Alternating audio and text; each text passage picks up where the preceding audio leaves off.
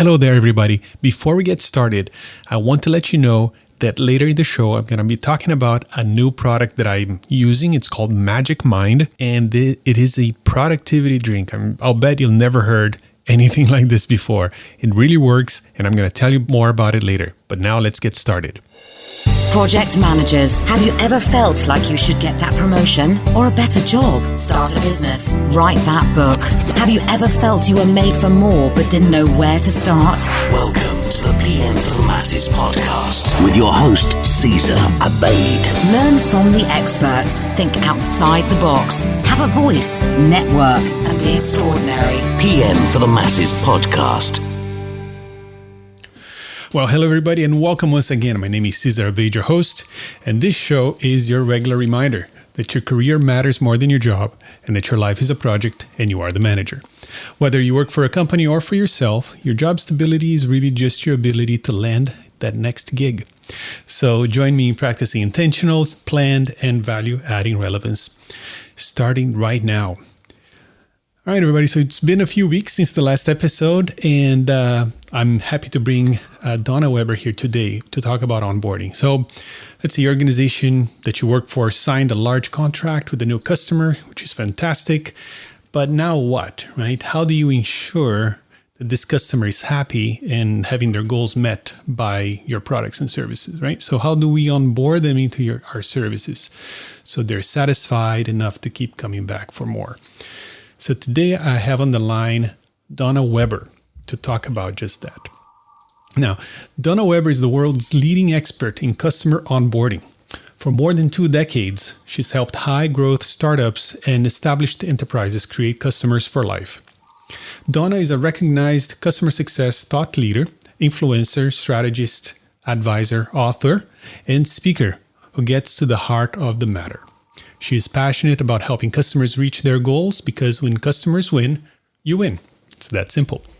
High-growth companies hire Donna to increase customer retention, decrease time to customer first value, increase customer lifetime value, reduce implementation time and costs, increase product usage and adoption, and scale customer success organizations. Her new book, and what triggered this whole conversation here today, is called Onboarding Matters: How Successful Companies Transform New Customers into Loyal Champions. And Donna is talking to me today from her home, I believe, in California. Hi, Donna. Welcome to the Project Management for the Masses podcast. Oh, thank you for including me, Cesar. I'm delighted to be here today. It is so great to see you. So, we were just talking about, I started here, that I'm now I actually work for a customer success focused organization. I think a lot of folks in the audience may not know what that means. So what is customer success as defined by today's trends? Absolutely. So, as you know, we've been moving in more and more into a subscription economy. And so that means when we get a new customer, it's not just about closing a deal, it's about keeping the customer because, in that initial year, most companies don't make much money because of all the costs it takes for sales and marketing to bring in that new customer. So they might close a new deal, you might get a new logo, but you might actually be losing money in that first year. So even though you ring the bell, you hit the gong, everyone, you drink the champagne, it's great, but if they don't renew, your company could be in a death spiral. So the key now is not just to get new customers, but to keep them and ideally to help them keep growing and expanding and buying more. Right. In your book, you talk about in the past, especially in the software industry, companies would develop software and sell them in stores and boxes, and then all they remember those days? Yeah, or you go to here in the U.S. we had Fry's. I don't know if you have Fry's in Canada, but we go to Fry's and all the software would be there on the shelves, and you buy the box and you take out a little disc. Right. Thanks for reminding me. Right. So their goal was to get you to go and buy the box or buy into their ecosystem, just one big purchase. But not so much anymore. Now sometimes you don't even pay to start using something until you know that you like it. So obviously you want to make a good impression, so they come back and they pay. So how long do companies have usually to turn a new customer into a loyal user? Well, it really depends on the product. So, for example, on my smartphone, if I download an app, I might have 90 seconds to get to some value. Otherwise, I may never look at it again. Some consumer products, you might have 90 minutes. But most of the companies I work with that are more of the business to business, more complex, high-tech software, I generally say around 90 days. And ideally, you want to get customers to some value in 30 days. And because of this subscription economy we're in, we can no longer use hope as a strategy. And I talk about that in the book, that, we can't just create this great sales process and guide customers along this awesome buyer journey. And then the deal closes. And then we just hope that they get some value from our products. We hope that they learn how to use them. We hope that they, recommend them to others. We really need to define how we're going to drive that behavior, how we're going to get customers to value, initial value, lifetime value. And that's where customer success comes in. So now we have teams who are really dedicated to ensuring customers are successful. And with the idea that when our customers are successful, our companies are successful. Right. It's a mindset shift. Because it means it's not just a transaction, right? You're standing by the customer as they go along pursuing their goals with their services, right? Yeah, and I would say not even just standing by that. You are a proactive guide for that. And I like to look at it. We're no longer just closing deals. We're opening relationships. So we're opening a whole partnership with the customer to guide them to use our products, but ideally not just to use our products, but to transform their businesses, to be heroes at their companies. Most companies buy software products because they're looking to save time, they're looking to make more money, they're looking to save money, or they need to be compliant. So we need to really understand their goals and then make sure that they reach them, not just give them our product thinking that our product's so awesome that that's all they need. Right. Now, companies that decide to really embrace this, especially if they've been in business for a while, usually that means a lot of changes. Right? They need to sometimes, org chart changes, and they need to create new departments, and they have to create projects, and that's the keyword I'm trying to get to make these things happen. So, we have a lot of project managers listening right now or watching on YouTube. How do you think project managers, who are almost by definition an agent of change, how do you think they're positioned to help with customer success or implementing change towards customer success? Well, let's see. There's a few ways that project managers can be part of the solution. One is realizing that the customers are people, not just projects. When we close an account, it's not just a logo, it's not just a customer, it's not just revenue, it's not just a project. Those are people. So we really need to take the time to engage with the people.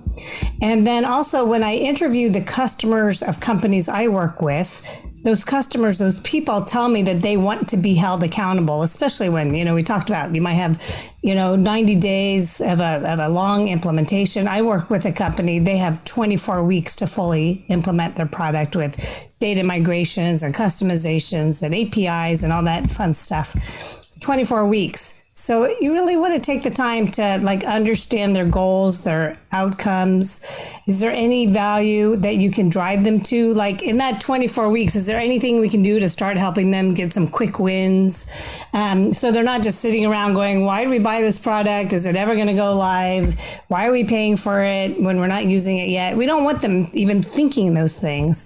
So areas I would explore are engaging with the person or the people, helping them to understand where they're accountable along that journey, giving them ideally leveraging some tools where customers have visibility into the project plans, the timelines, the milestones, and their accountability. And then also seeing if there's some quick wins so that they can reach along the way. So they're not just kind of sitting in a black hole wondering what the hell's going on. And we covered a lot there. We can unpack each of those if you like. No, that's great. And I do have a few questions about that first impressions or first value coming soon. But one quote that I got from the book that was that really stood out to me was like, onboarding is the most important part of the customer journey. And I was like, what? I don't think it's looked at that way. It's like something you have to do, right? But talk about that a little bit. Well, most companies seem to think that every customer interaction has equal importance, equal weight. But the reality is, we're just talking about, we're dealing with people. And in the book, I talk about the neuroscience of onboarding, because the reality is, whether we like it or not, we have our brains and they get triggered, especially when things are new or different. And so even though it might appear to be that we're engaging with logical, smart people, the parts of the brain that deal with these new beginnings, which is onboarding, are those that trigger fear and doubt. So our brains tend to go to worst case scenarios. We tend to ruminate. We tend to create stories, usually negative ones. We don't usually worry about awesome things that might happen, right? We worry about all the doomsday things. So, let's say I buy a new product. Let's say I staked my job or even my career on selecting your product. I'm the buyer, and the sales rep's awesome and close the deal, and then I'm just sitting around for 2 weeks and I don't hear from anybody. Well, guess what? I'm going to start ruminating. Oh shoot, I made a mistake. What did I do? I should have gone with the other one. I'm going to start creating all these scenarios in my head. So we don't want the people that we work with to even go there. So that's why we jump on them. I recommend even before the deal closes to show them the path to success. So they see here's the end of onboarding. Here's the end of the sales cycle. This is what onboarding looks like. Neuroscience shows that people need cognitive closure, which is helping them understand here's where the sales cycle ends and the customer journey begins. They need continuity between those relationships that they built with the sales teams and the post-sales teams. And so by proactively doing that, you're going to really help people to partner with you and be on your side. And the science shows that first impressions, what happens is, immediately when we meet someone, our brains start going friend or foe. Am I safe? Can I trust this person? And so they're making we make these judgment calls, whether they're realistic, accurate or not. We make those calls. And so, and then our brain does this, we just keep layering on top of that. So any subsequent interaction we use to verify whether that first judgment is, we use it as evidence that that first judgment was correct. So Cesar, let's say you and I have a great initial interaction. Let's say we meet next week, but you're in a bad mood. I'm going to probably say, it's okay. He's probably tired because he's got something personal going on. I'm not going to hold it against him. I'll give you the benefit of the doubt. But if that first interaction is not so good, well, I'm going to be looking for something negative to kind of confirm that bias moving forward. So that's why onboarding is so important, because it's not weighted equally. It's weighted very, very differently and much heavier weight than other customer interactions. That's great. So you touched on that. I'd like to talk about this a little bit more about starting the onboarding before even the contract is signed. And I wanted to think about, because I see this in real life, and it's, as much as we try to unsilo organizations, it feels like pre-sales is harder for some reason, right? It's like they're not our customers yet. Don't talk to them. Get out of my out of my space. Right. The sales people are doing what they're doing, and we don't really know what they're doing. Some magic over there, and all of a sudden there's a contract. Sauce. Yeah. So sometimes I almost see like an attempt to engage with us. We are like, for example, if I'm the onboarding team, before the contract as a sign of maybe a little bit of anxiety, like let's take it easy, let's wait for the contract, and then we do that. So how do we get out of that mindset? Because I have to say I'm deep into that mindset right now. Yeah, well, I'll share with you what I find that works. Yeah. So, for example, earlier this year, I was working with a software. They provide software and hardware for medical practices, like the kiosks to check in when you go to the doctor. And so you probably have experienced that. Their sales teams were very reluctant to introduce onboarding during the sales cycle. And what they had in the past was that the implementation teams would come in and they start talking all this technical stuff, and their product's pretty technical, and they're integrating with, all these different, like the healthcare, health industries, and, all this data they have to integrate with. So it can get very technical and messy very fast. And then they had the implementation analysts come in and start and meet the customers. And that didn't work because it was diving into the technical weeds.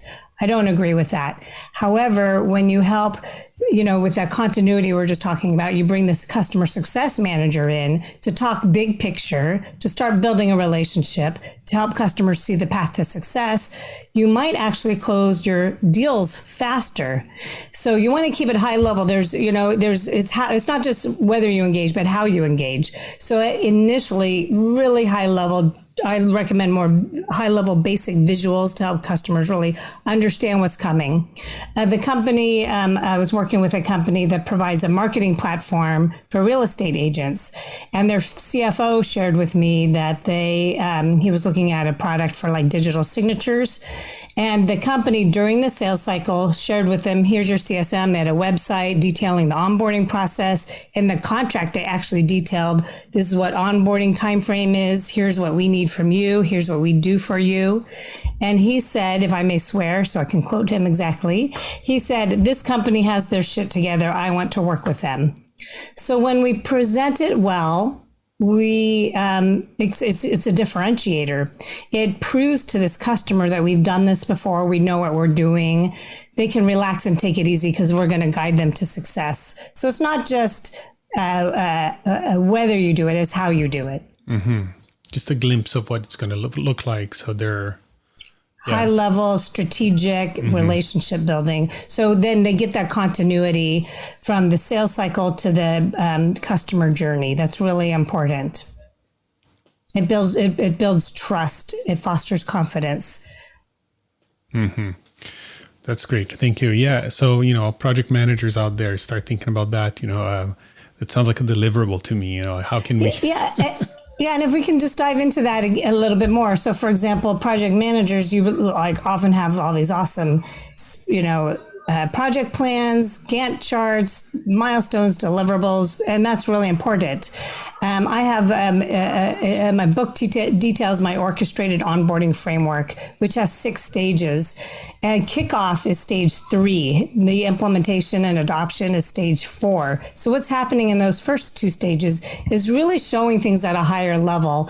And I have an article about the visuals, and I can share the link with you, Caesar, to share with your audience.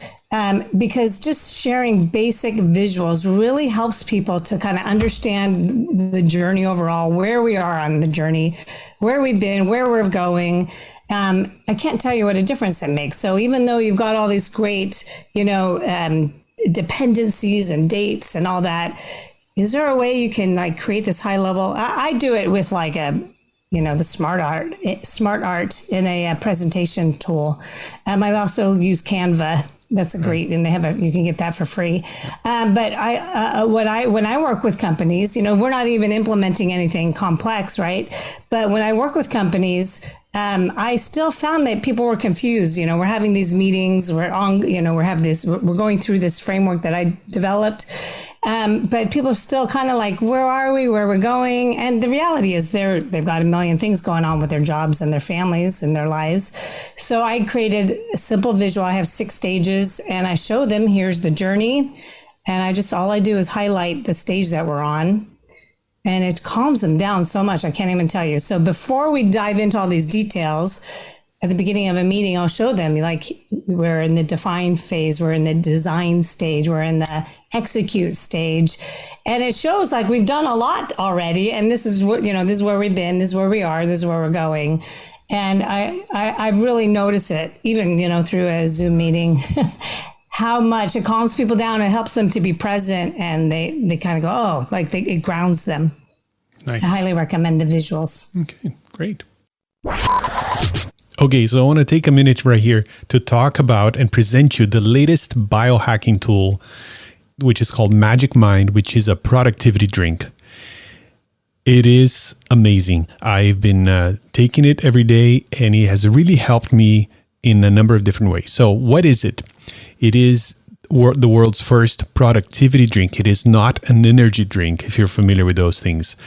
So it helps you focus and be productive and beat procrastination without the anxiety the caffeine brings. So it is amazing, and it really works for me. So the way it works is you take it, and you can take it like a shot. It's only like a 2-ounce little bottle. So you can take it like a shot, or you can put it in your coffee or in your tea, or you can just sip it.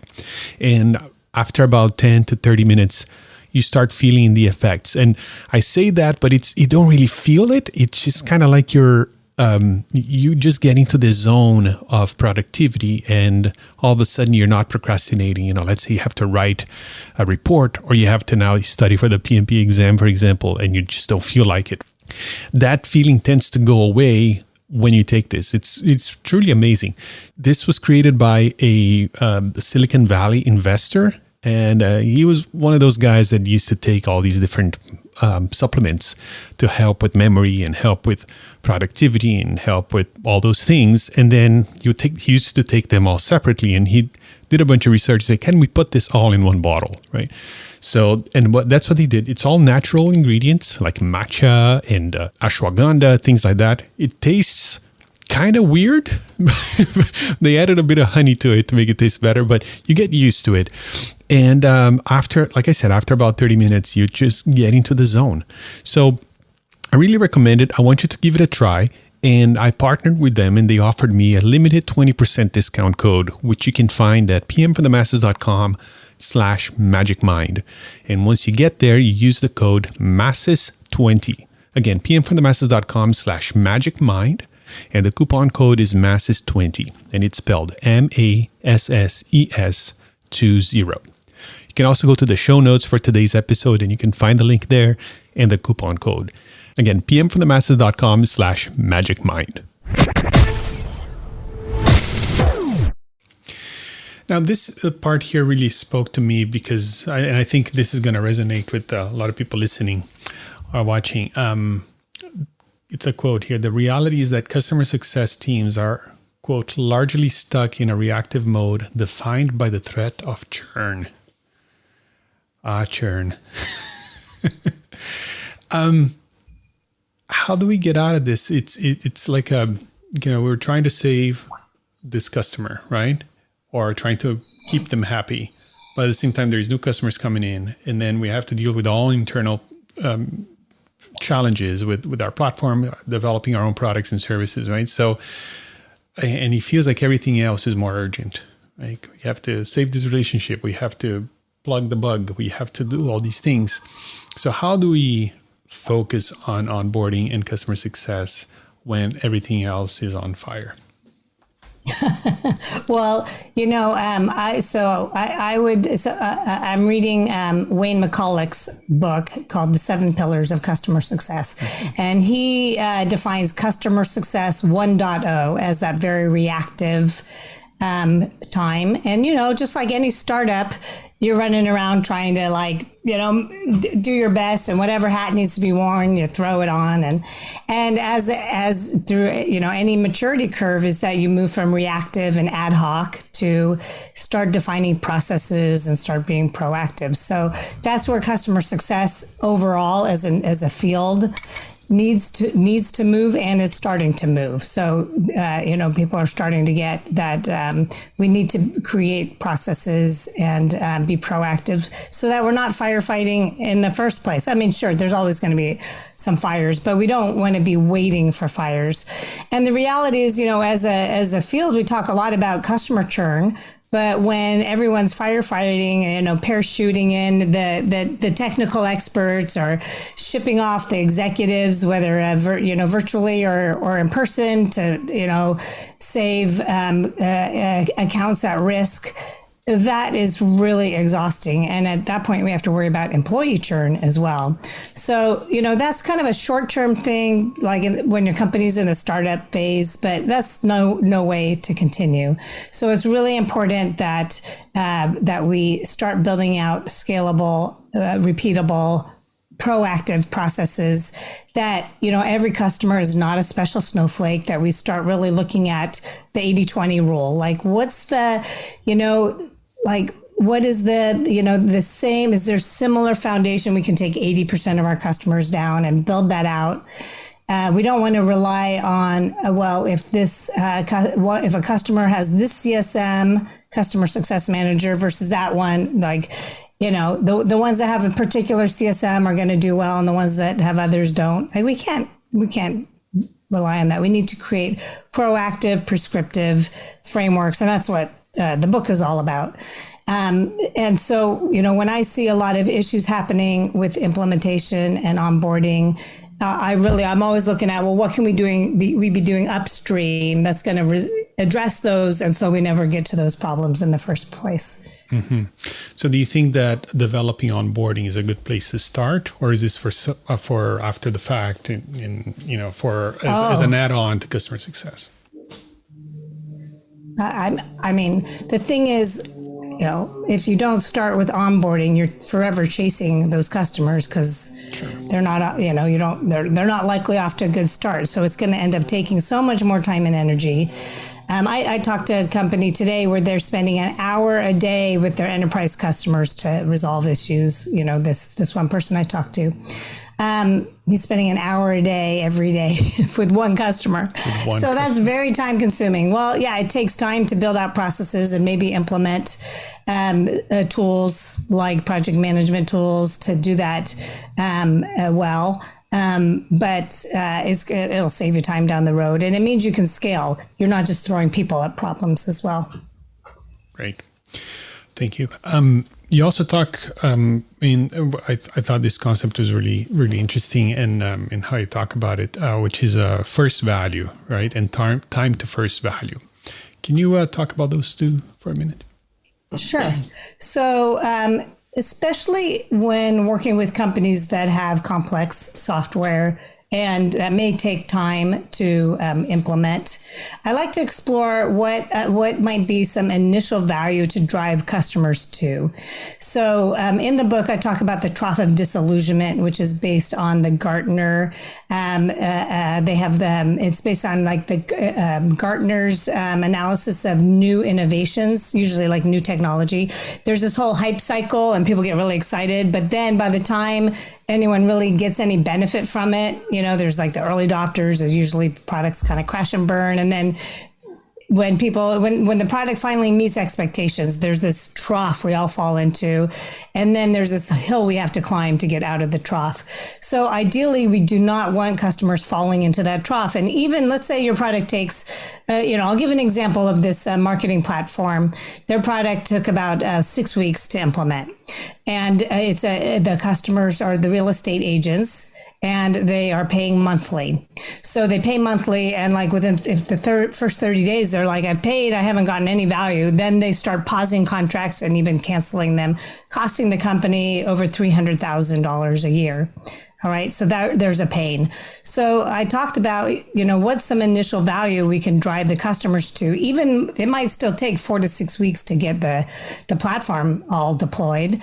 And the thing is that this company provides these awesome premium services for real estate agents that really sets them apart. It's not just their software. So we talked about, so the way they originally had it was they had the onboarding team and the implementation team would go kind of away and work on the platform. platform, customers are sitting around going, what's going on?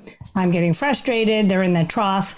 And then after the product is deployed, the CSM would come in and start building a relationship and driving customers to leverage their services and coaching. They have this awesome coaching and, all these great exclusive access to communities.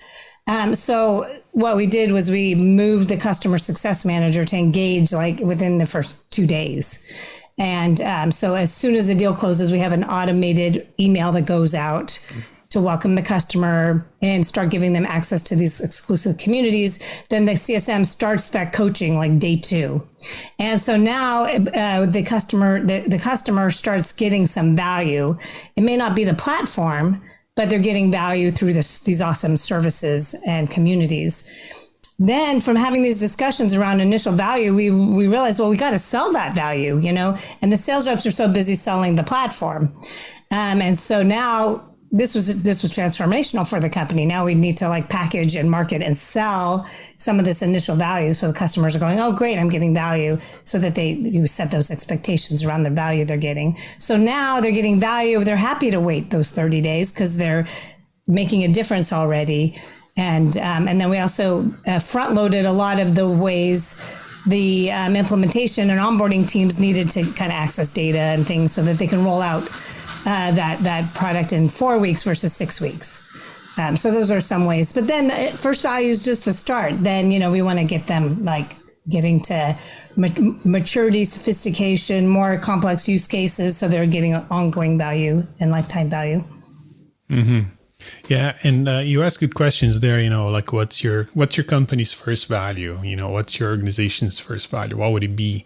Give me pause, to think about that. Because the first knee-jerk reaction is when they first log into your service, and you address that immediately as like, nope, that's not it. So it's a good question for everybody listening right now. The organizations you work with, think about what is the first value, right? And then time to first value is also important, right? You want to make that shorter, right? Yeah. Yeah. So first is to understand what is first value. And it might be different for different products. Let's say your company has several products. It might be different for every segment of customer. You were saying, ask yourself the question. I also challenge you to ask your customers that question. What is there a magic moment, or is there a aha? Is there there was a point where you were thrilled that you bought the product? So it might be that once the data's migrated and you can see like this whole view of all your customers, or it might be some data-driven insights, and like, so, for example, one company I talked with, they said, well, we need training for our customers to load their data in the system because that's where they always get stuck. And I said, well, how often do they need to do that? Oh, just once. I'm like, well, do it for them, take that barrier away, charge them for it, but do it for them. So let's say you gather the link to their data before the deal even closes. And then, you're working on it in the background. And by day 2 or 3, you've got the data in there, and now they can start to see things that they never had access to before. Like, that could be huge value. That would be huge value. Does it mean creating some canned reports so that your product goes live with these 3 reports everybody loves, Mm-hmm. Yeah, that's great. Yeah, we have some of that going on in our organization with some of the products, but not all of them. And so this is a great insight and super validating for me to read. Cool. I'd like to end by talking about success plans. I think if you are in customer success, you've heard this term being thrown around. You might have developed a success plan for a customer. But where does onboarding fit in that? Do we need an onboarding journey map, for example, or can it just be part of the overall success plan for a customer? You mean like defining the journey in the success plan? Yeah, like is that what you're saying? The onboarding part, like as we bring in a new customer, for example, because a success plan will have objectives and things that we need to accomplish. Is it worth it to do the same on a sub level just for the onboarding part? No. The success plan is about like why they bought the product, right? And you might have parts of the in the success plan that address the onboarding.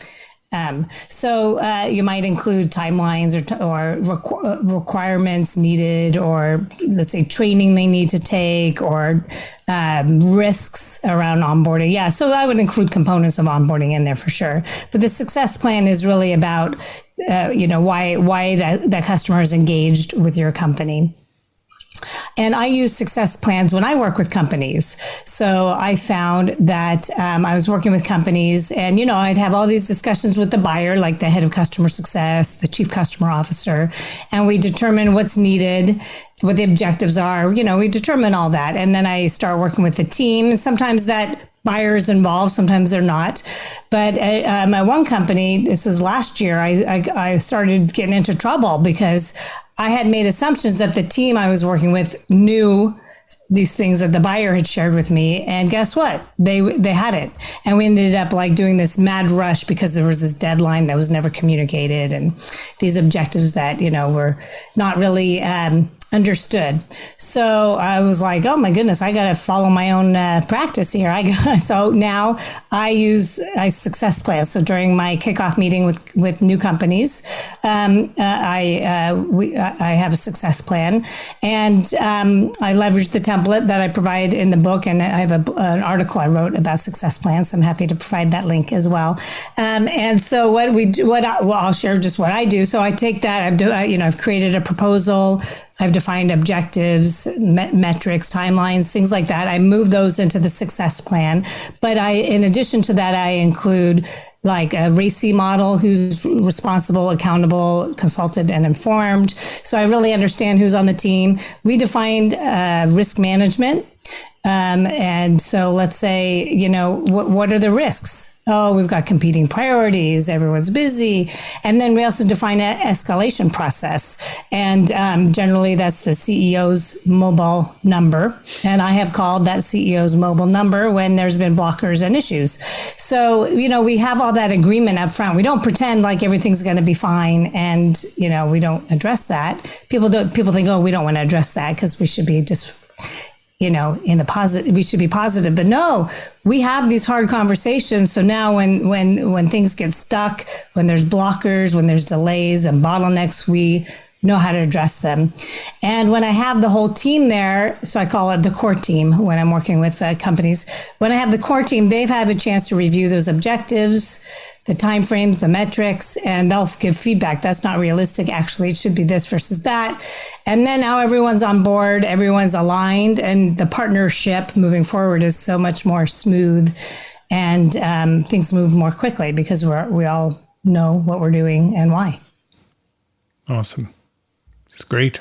Yeah, I mean, it's interesting. Even as you are working with companies, you are treating that relationship as customer success as well. Yeah, so I've created my own onboarding framework. It's more of a customer engagement framework, but I've created my own framework. I leverage success plans, and it really does. I got to tell you, it really does make a difference. Well, and not only that, people get value right away, right? Because they can just, even if they can just take that and run with it if they want to. Like, oh, this is a great format. Mm-hmm. I'm just going to do this. Mm-hmm. So they get value even before they meet with you. That's fantastic. Donna, thank you so much. If people want to learn more about you and what you're doing, what you're writing, where should they go? Well, go to donnaweber.com. That's DonnaWeber.com. And there's a link to resources. And I have lots and lots of blogs, webinars, and podcasts. So you just dive in there. And then, of course, Onboarding Matters is a great resource. It's people have told me it's the most practical business book they've ever read. I can't tell you how many people told me they took on vacation with them, which is just such a like, wow, a business book on vacation. I'm so impressed. I'm all about, I'm all about providing value. So there's valuable templates and resources to help you have impact immediately. Awesome. And I'm one of those people. I took the book on vacation with me last week to finish it. Yes. I really like that at the end of every chapter you have like a almost like a blurb of what you just talked about, and then some questions and things that are actionable. So I agree. It's a great book to get you started on, even if you never heard of customer success. I think it's a great primer on that topic as well. Thank you. Yeah, and in the back there's a glossary. So if some of these terms and it's also available on my website, if some of these terms are like, I don't know what you're talking about, Donna, then you can find the glossary and start learning. Sounds great. Again, the book is called Onboarding Matters: How Success Companies Transform New Customers into Loyal Champions. And you can go to donnaweber.com. Donna, thank you so much. Thank you, Cesar. It's a real pleasure and a privilege to be here today.